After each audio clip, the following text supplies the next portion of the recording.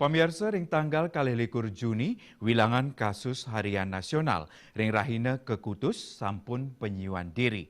Kuentenan inucap langkungan saking rahina sedurung nyane tambis kalih talian diri.